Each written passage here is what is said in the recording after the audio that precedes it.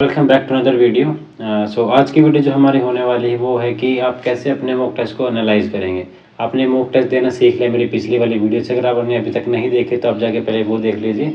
उसके बाद अभी हम डिस्कस करने वाले हैं कि एक मॉक टेस्ट आपने दिया उसको एनालाइज कैसे करें, कि मॉक टेस्ट दे दिया कैसे दिया वो आपको पता है, अब आपको उसके ऊपर काम कैसे करना है, कि आपको कैसे पता लगेगा कि आपकी कमियाँ क्या हैं, क्या आपको रिवाइज करना है, क्या पढ़ना है, कहाँ पे आपको वर्क करना है, किस पर्टिकुलर सेक्शन पे आपको काम करना है, वो सब कैसे करेंगे तो आपको पता लगेगा कि आप एनालिसिस करेंगे मॉक टेस्ट की तब। और आज वही सीखने जा रहे हैं हम इस वीडियो में कि आपको एनालिसिस कैसे करनी है। तो सबसे पहले आप देखिए कि आप अगर मॉक टेस्ट देंगे तो मैं कुछ रेंज बना रहा हूँ कि इस रेंज में आपके मार्क्स हैं, उस हिसाब से हम डिसाइड करेंगे आपको क्या करना है। फॉर एग्जांपल मान लीजिए कि आपके मार्क्स आ रहे हैं 10 से लेकर के 20 के बीच में। एक रेंज हम बना लेते हैं 20 से लेकर के 30 वाली। एक है कि मान लीजिए कि 30 से 45 वाली रेंज है और एक 45 प्लस की है। चलो एक हम मान लेते हैं 0 से 10 वाली भी कोई बिट है, ठीक है। सबसे पहले हम बात करते हैं कि अगर आप पहला मॉक टेस्ट अगर आप दे रहे हैं तो आप अगर मान लीजिए आपके पहले इन जो हाईलाइट कर रहा हूँ इन में अगर आपके मार्क्स आ रहे हैं तो कोई डरिए मत कि आपको लग रहा हो कि मेरी तो कट ऑफ भी पास नहीं हो रही है, मार्क्स कम आ रहे हैं, बहुत कम आ रहे हैं। पिछले कुछ सालों में तो 23, 24, 25 नंबर तक तो कट ऑफ ही जाती है और मेरे कट ऑफ के आसपास ही मार्क्स आ रहे हैं। तो आपका ये पहला मॉक टेस्ट है, तो आपको सबसे पहले घबराना नहीं है अगर आपके मार्क्स कम आ रहे हैं तो। धीरे धीरे आप इम्प्रूव करेंगे, कोई बात नहीं। अगर पहले में आपको कम आए, और मेरे भी पहले में कम ही आते थे, धीरे धीरे मैंने मेहनत करी तो मेरे लास्ट में जा जाते अप्रोक्स 75-80 मार्क्स आने लग गए थे मॉक टेस्ट में। तो मैं अपने वो चीज़ें शेयर कर रहा हूँ कि मेरे कैसे आए थे, उसके हिसाब से आप अपना आइडिया ले सकते हैं और आप काम कर सकते हैं। तो अगर आपके मार्क्स देखिए 0 से 10 आ रहे हैं तो आपको सबसे पहले जितने भी कोई भी कैटेगरी आपके मार्क्स की हो तो ये सबके लिए एप्लीकेबल भी जो मैं बता रहा हूँ। तो सबसे पहले आपको क्या करना है कि आपको देखना कि मार्क्स आ कहाँ रहे हैं। इसको दो चीज़ में बताइए, स्कोर्ड कि कहाँ पे आपने स्कोर किया और कहाँ पे आपने नेगेटिव करा। दोनों चीज़ें इंपॉर्टेंट है कि कहाँ से आपके मार्क्स आ रहे हैं और कहाँ आप नेगेटिव कर रहे हैं। फॉर एग्जांपल आपने स्कोर किया, मान लो स्कोर करने वाला कोई टॉपिक है, मान लीजिए कि फॉर एग्जांपल के मान लो कि आपको कोई XYZ ये 3 सब्जेक्ट मतलब 3 टॉपिक इनसे क्वेश्चन आपने बनाए हैं और नेगेटिव करे हैं आपने मान लीजिए ABC टॉपिक से। तो आपको एक सीट बनानी है ऐसे एक,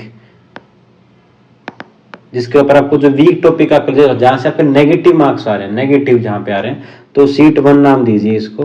और सीट 1 पे जहाँ जहाँ आप नेगेटिव कर रहे हैं वो वाला टॉपिक लिख दीजिए। फॉर एग्जांपल आपने लिखा कि A टॉपिक है, B है, C है। इनको नोट डाउन करिए। टेस्ट दिया, टेस्ट में देखा यहाँ यहाँ मेरे नेगेटिव कराए आए हैं, मेरे क्वेश्चन गलत हुए हैं, उनको सीट 1 में डालिए, ठीक है।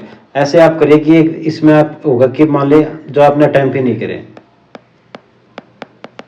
अनअटेम्प्टेड में देखिए कि आपको किस टॉपिक जो आपने पढ़ा है और उस टॉपिक के आपके क्वेश्चन नहीं हो रहे हैं।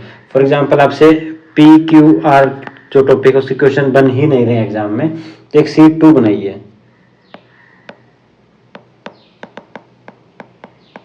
जिसमें आप लिखेंगे कि जो आपसे क्वेश्चंस नहीं हो रहे हैं, अटेम्प्ट आप करना ट्राई कर रहे हैं, सिलेबस में पढ़ रखा है बट उसके क्वेश्चन आपसे नहीं हो रहे हैं।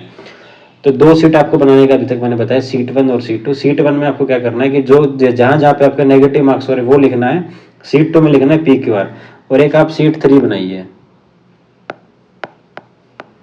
इसमें लिखिए कि आपको कौन कौन से क्वेश्चन आपसे हो रहे हैं। फॉर एग्जाम्पल XYZ टॉपिक के क्वेश्चन आप कर पा रहे हैं। अभी ये सब चीज़ें आप जब पूरा टेस्ट देंगे तो आपको 3 कैटेगरी में डिवाइड कर लेना है कि आपको जो आपने नेगेटिव करा, एक जो आप अटेम्प्ट करना चाह रहे थे बट आप कर ही नहीं पाए, और एक है जो आप कर पा रहे हैं। तब आपको क्या करना है कि जो सीट 3 में जो चीज़ें हैं, सीट 3 में जो चीज़ें हैं XYZ, इनका टाइम टू टाइम रिविजन करते रहना है। इनको ज़्यादा ध्यान नहीं देना, मतलब ध्यान देना है, इन्हें छोड़ ही देना है। इन पे आपको कम फोकस करना है कि आपको पता है कि इससे आप क्वेश्चन हर बार बना ले रहे हैं। 2-3 मॉक टेस्ट के बाद आपको रियलाइज होगा कौन से टॉपिक आपको आ रहे हैं, कौन से नहीं आ रहे हैं। तो मैं कहूँगा कि 4 मॉक टेस्ट के बाद आप इन चीज़ों पे फोकस कर पाएंगे अच्छे से कि आपको क्या आ रहा है क्या नहीं आ रहा है। ऐसे सीट बना लेंगे 4 टेस्ट में तब। तो 4 टेस्ट के बाद आपको समझ आ जाएगा कि ये वाले टॉपिक्स मेरे को आ रहे हैं, XYZ वाले, मतलब सीट नंबर 3 वाले टॉपिक आपको आ रहे हैं। सीट 2 वाले आप ट्राई करेंगे, आपको टॉपिक आता है बट आप उसमें गलत कर रहे हैं कहीं ना कहीं। वो सीट 2 वाले वो टॉपिक है जो आपको समझ ही नहीं आ रहा करना क्या है। तो सबसे पहले आपको करना है सीट 3 वाले जो भी टॉपिक उनको आपको हल्का हल्का रिवाइज करना है। ऐसा नहीं है कि आप मान लीजिए आपको सीट 1 वाले टॉपिक आ ही नहीं रहे और दिन में आप पूरा दिन सीट 3 वाले टॉपिक पढ़ रहे हैं, तब आपका टाइम वेस्ट होगा। ये सीट बनाने से आपका टाइम बचेगा कि आपको पता होगा कहाँ आपको फोकस करना है। तो सीट 3 वाले को सिर्फ रिवीजन के लिए टाइम देना है और जहाँ पे हल्का फुल्का आपको डाउट लगे उस चीज़ को अच्छे से रिवाइज कर लेना है और मॉक टेस्ट में आपका रिवीजन होता रहेगा इस चीज़ का। और वीक में इनका आप 2 बार रिवीजन कर सकते हैं और बाकी चीज़ों का हम बताएं कैसे रिवीजन करना है। सीट 3 वालों का 2 ही बार रिवीजन आपका सफिशिएंट रहेगा, उससे ज़्यादा आपको टाइम मिल रहा है तो आप करिए। अगर 2 बार आप कर पा रहे हैं रिवीजन ऊपर थोरोली, मतलब ऊपर से एक छोटे, वो उसके बारे में बाद में बात करते एक बारी, तो आप उसका रिवीजन कर लीजिएगा हफ्ते में 2 बार। ज़्यादा टाइम नहीं देना उसको, क्योंकि आपको चीज़ आ चुकी है तो उस पर टाइम वेस्ट होगा और आप बार बार उसको टाइम देंगे तो। तभी आते हैं सीट 1 और सीट 2 में। सीट 1 में तो जो आप नेगेटिव करें, मतलब आपको वो आता है बट आप कहीं ना कहीं मिस्टेक कर रहे हैं, तो उस सबसे पहले उन कमियों पे काम करना है। उसके बाद क्या करना है आपको, वीक में आपको सीट 1 वाले में जो भी आपका टॉपिक जहाँ नेगेटिव हो रहा है उन पे आपको प्रैक्टिस करनी है। ज़्यादा से ज़्यादा आपको प्रैक्टिस करनी है, ज़्यादा से ज़्यादा क्वेश्चन आपको ट्राई करने कि आप उस पर मान लो छोटे असाइनमेंट लगाइए या कोई बुक फॉलो कर उसके क्वेश्चन लगाइए। उस टॉपिक को आपको क्या करना है, ट्राई करते रहना है और आपकी कमियां 1 हफ्ते या 2 हफ्ते में आपकी कमियां दूरी होगी। रिवीजन करना है सीट 1 सीट 3 का। सीट 1 में आपको प्रैक्टिस करनी है जो क्वेश्चन आपसे नहीं बन रहे थे उस टॉपिक की, सब्जेक्ट मतलब टॉपिक वाइज आपको प्रैक्टिस करते रहिएगा उसकी, ठीक है। तो उसको आप सेकंड नंबर पे कर सकते हैं कि हाँ, हर हफ्ते मेरे को मान लीजिए आप 1 हफ्ता ही पढ़ रहे हैं तो 4 से 5 दिन आप इस टॉपिक में जरूर इन्वेस्ट करिए कि हाँ मेरे को ये वाला टॉपिक करना है, क्योंकि ये ही आपके सबसे पहले आपका स्कोर इंप्रूव बनाएंगे मॉक टेस्ट के। स्टार्टिंग के जो मॉक टेस्ट में इंप्रूवमेंट होंगे आपको धीरे धीरे धीरे वो सीट 1 में लिखे गए टॉपिक्स ही आपके इंप्रूव कराएंगे। ये तो होगा स्टार्टिंग के मॉक टेस्ट में कैसे कैसे मार्क्स पड़े। तब जब आपकी सीट 1 तैयार हो रही होगी साइड में आपको क्या करना है, सीट 2 वाले जो टॉपिक हैं उन पर आपको अगर टाइम मिलता जा रहा है तो साथ साथ सीट 2 वाले टॉपिक्स को भी आपको पढ़ना है। सीट 2 वाले टॉपिक को क्या करना है कि इन जो सीट 2 वाले टॉपिक्स है ना आपके, ये ज़्यादा टाइम मांगेंगे आप, इसमें आपको टाइम इन्वेस्ट कर, क्योंकि ये टॉपिक आपको आ ही नहीं रहे हैं तो आपको ज़्यादा टाइम इन्वेस्ट करना पड़ेगा। तो आप ये कर सकते हैं कि इसको आप देखें जब भी आपके पास ज़्यादा समय हो, या लाइक कि दिन में आपका सबसे ज़्यादा अफेक्टिव टाइम जिस टाइम पे हो उस टाइम आप सीट 2 को रिवाइज करिए या फिर सीट 2 पे मेहनत करिए। सीट 3 वाला काम जो आप जब आपको लग रहा है कि आज मेरा पढ़ने का मन नहीं है, ये जो भी है, उस टाइम आप सीट 3 का रिवीजन कर सकते हैं कि आपको पता है ये चीज़ें आती हैं, हल्का आपको रिवीजन करना। जब आपका माइंड कम एक्टिव हो उस टाइम पे आप सीट 3 को पकड़ सकते हैं। सबसे ज़्यादा एक्टिव जब आपका दिमाग हो तो ट्राई करिए सीट 1 या सीट 2 में से कोई भी उठा लीजिए और ट्राई करिए कि नवंबर एंड आते आते दिसंबर के 10 तारीख तक 10 तारीख तक आप इन सब चीज़ों को कवर कर ले, सीट 1 और सीट 2 वाले को। तो अभी क्या करना है आप लोगों को, ओवरऑल मैंने बताया कि 3 सीट आपको बनानी है और उसको डिवाइड कर लीजिए कि एक आधा टॉपिक आते हैं, एक आज आप गलतियां कर रहे हैं, एक टॉपिक जो बिल्कुल ही नहीं आते हैं। अपना टाइम डिवाइड करिए कि मेरे को ये वाली चीज़ सीखनी है। प्लस जब आप सीट बना रहे हैं सीट 1 और सीट 2, उसमें देखिए कि ज़्यादा स्कोरिंग कौन सा है या ज़्यादा ईजी कौन सा है। तो पहले ऐसे आप, मैंने पिछले वीडियो में बताया था, तो वैसे आप ईजी और जो ज़्यादा स्कोरिंग है उनको पहले ट्राई करिए। नेक्स्ट जब भी आप MTP देंगे, मॉक टेस्ट देंगे, तो आपके मार्क्स इंप्रूव होंगे और फाइनल एग्जाम में भी आप ऐसा कर सकते हैं। तब तक आपका क्या होगा कि आपको एक एक टॉपिक पता होगा। जब फाइनल एग्जाम में आप जाएंगे तब आपकी सीट जो बना रहे होंगे तो सीट में बहुत लिमिटेड टॉपिक होंगे जो नहीं आते होंगे, तो फाइनल एग्जाम में आपको पता है कि ये वाले टॉपिक से क्वेश्चन आया तो मेरे को नहीं टच कर रहा है, आपका टाइम बचेगा। तो फाइनल एग्जाम के लिए भी हेल्पफुल होगा आपके लिए। तो यही की है कि ऐसा आपको एनालाइज करना है। उसके बाद क्या करना है कि आपको कैसे पता चलेगा कि आपके मार्क्स ठीक आ रहे हैं, गलत आ रहे हैं, या फिर आपको और मेहनत करने की जरूरत है या नहीं है।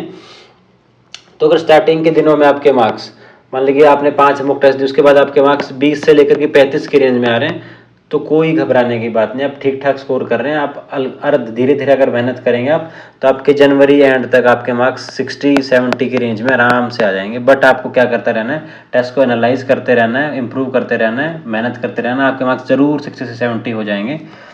तो अगर आपको पता कैसे लगेगा कि आपका मतलब मार्क्स ठीक है गलत है, तो आप जिस भी एकेडमी से मॉक टेस्ट दे रहे हैं तो उसमें आपको पता लग रहा हो कि एवरेज मार्क्स क्या है। अगर आप एवरेज मार्क्स के आसपास, एवरेज मार्क्स से ज़्यादा स्कोर कर रहे हैं तो वेल एंड गुड है। एवरेज मार्क्स के आसपास करना है स्टार्टिंग के 10-12 मॉक टेस्ट तक, उसके बाद आप इंप्रूव करेंगे ऑफकोर्स।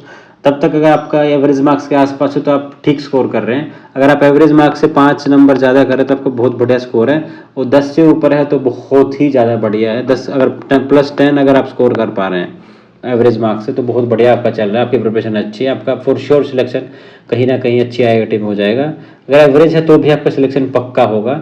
और कट ऑफ, अगर सब कट ऑफ, तो अगर आप 10 मॉक टेस्ट देंगे और आप एनालाइज करते रहेंगे तो कट ऑफ तो आप पक्का पास कर लेंगे। तो आपको पता, मॉक टेस्ट दे के आपको पता लग जाएगा कौन सा टॉपिक नहीं आ रहे, उन पे आपको काम करना है, शीट्स बना के। मार्क्स, ज़्यादा मार्क्स के चक्कर में अभी मत पड़िए, अभी आपका फेज है सीखने का। अक्टूबर एंड तक आपको सीखना है। ये मॉक टेस्ट स्टार्टिंग वाले सीखने के लिए एक पेपर कैसे अटेम्प्ट करना है, ये वो सब। तो अभी आप सीखिए, मेहनत करिए, उसके बाद आप मार्क्स के ऊपर ज़्यादा, अगर अभी आपके कम मार्क्स आए तो डरिए मत, कोई बात नहीं, होता है स्टार्टिंग में मार्क्स कम आते हैं। मेहनत करिए, मार्क्स ज़रूर बढ़ेंगे। और जब आप नवंबर के फर्स्ट वीक में, तब आप मार्क्स कंपेयर करना स्टार्ट करिए। एक मैं सबसे बढ़िया बात आपको बताना चाहूँगा कि वो गलती आप कभी मत करिएगा, कंपेयर।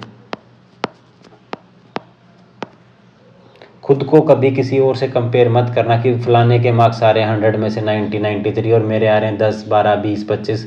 कभी कंपेयर मत करना। किसी का कैसा बैकग्राउंड होता है पढ़ने, हो सकता है 1 साल का ड्रॉप ले गया उसने, 1 साल से उसने टॉपिक पढ़ रखा, या फिर वो उसने पहले जैम दे रखा हो, जो भी है। तो हर एक का बैकग्राउंड अलग होता है। कुछ बच्चे पहले से चीज़ें करके रखते हैं तो पहला मॉक टेस्ट उनका अच्छा जाता है। तो don't compare your self with any one else who is scoring more than you और लेस देन यू। अगर आपसे कोई कम भी स्कोर कर रहा है तो उसको भी देख कर आप यूँ मत सोचिएगा कि देखो मैं तो उससे अच्छा स्कोर कर रहा हूँ, मैं तो मेरा हो जाएगा।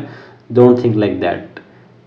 आप अपनी मेहनत करिए और कंपेयर किसी से मत करिए, एनालाइज करते रहिए टेस्ट को। जो भी आपके डाउट्स हैं, मेरा टेलीग्राम चैनल का लिंक आपको डिस्क्रिप्शन में मिल जाएगा, वहाँ जाइए, वहाँ पूछ सकते हैं। हाँ, यूट्यूब पे कमेंट करके आप मेरे को कह सकते हैं। और किस टॉपिक पे आपको नेक्स्ट वीडियो चाहिए वो कमेंट करके ज़रूर बताइएगा, अगली वीडियो उसी पे आने वाली है। और पूरी ये सीरीज आ रही है IIT JAM 2025 के लिए, फॉलो करते रहिएगा। आपको अपडेट्स मिलते रहेंगे जैम के बारे में, कैसे क्या करते रहना है। और आप प्लेलिस्ट पर जाके और वीडियोज़ भी देख सकते हैं। तो मिलते हैं जल्दी नई वीडियो के साथ, तब तक के लिए बाय।